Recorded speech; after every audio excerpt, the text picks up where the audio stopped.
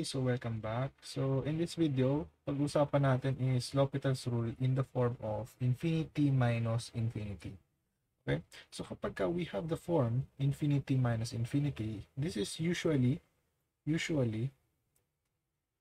because of unsimplified expression. Okay? So kapag meron tayong mga unsimplified expression, usual lang na nagli-lead siya to infinity minus infinity. So what we try to do, we try to combine to a single expression. No?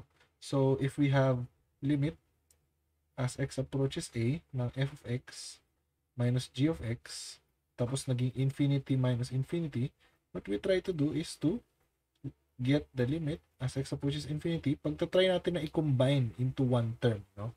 So, for example, magiging h of x siya. And hopefully, na yung h of x maging 0 over 0 or infinity over infinity or 0 times infinity or yung mga ibang forms natin na pwede natin gamitan ng L'Hopital's rule. Okay? So, ito yung gagawin natin kapag meron tayong infinity minus infinity. Okay? So, see you in the next videos para sa example.